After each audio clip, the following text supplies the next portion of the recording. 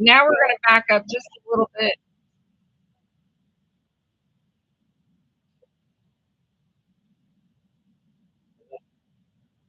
Now, see, this is just a black spot. He's showing a black spot in the middle of the desert. So from Google Earth, Google Maps, no affiliation to Roger or Google Earth.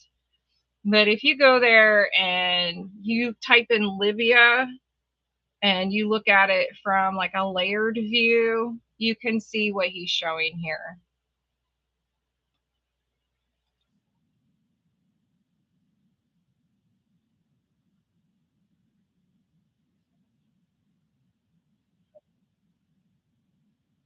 So basically what he's showing is what appears to be cells. They appear to be some type of cells. They look like